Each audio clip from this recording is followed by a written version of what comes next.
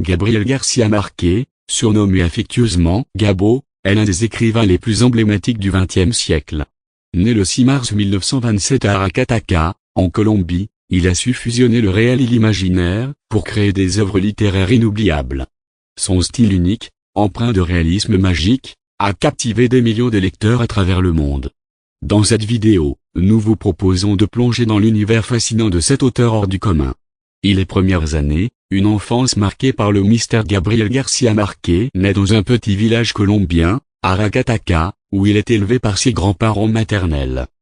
Sa grand-mère, personnage central de son enfance, lui raconte des histoires mêlant le fantastique et le quotidien, influençant profondément son imaginaire.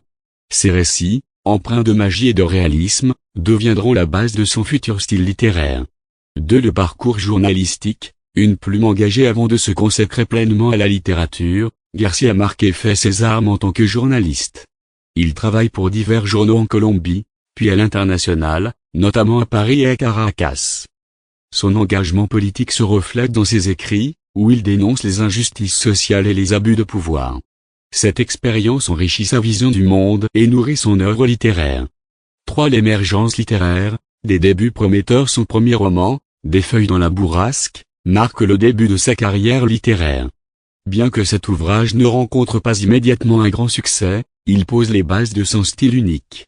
Garcia Marquez explore des thèmes tels que la violence, l'amour et la solitude, qui deviendront récurrents dans ses œuvres futures. Le chef-d'œuvre, 100 ans de solitude en 1967. Garcia Marquez publie 100 ans de solitude, un roman qui le propulse sur la scène littéraire internationale. L'histoire de la famille Buendia, dans le village imaginaire de Macondo, mêle le réel et le fantastique, caractéristique du réalisme magique. Ce roman est salué par la critique et devient un classique de la littérature mondiale. Les œuvres majeures, une exploration de l'âme humaine. Après le succès de 100 ans de solitude, Garcia Marquez continue d'écrire des romans qui explorent les complexités de l'âme humaine.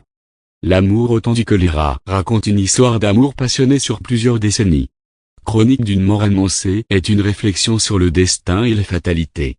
Ses œuvres renforcent sa réputation d'écrivain profond et engagé. Le prix Nobel, une reconnaissance mondiale. En 1982, Gabriel Garcia Marquez reçoit le prix Nobel de littérature pour ses romans et ses nouvelles, dans lesquels le fantastique et le réalisme sont combinés dans un univers à l'imagination très riche, reflétant la vie d'un continent et ses conflits.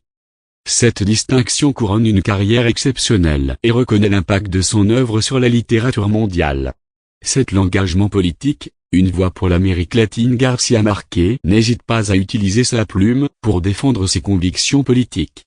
Il soutient ouvertement les mouvements révolutionnaires en Amérique latine et entretient des relations avec des figures politiques telles que Fidel Castro.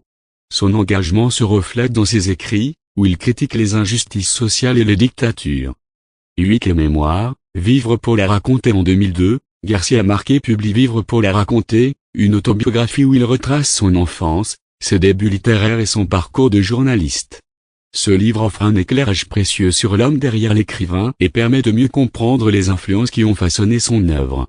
Les dernières années, un héritage littéraire. Après avoir lutté contre une maladie, Gabriel Garcia Marquez décède le 17 avril 2014 à Mexico. Sa mort marque la fin d'une ère pour la littérature latino-américaine.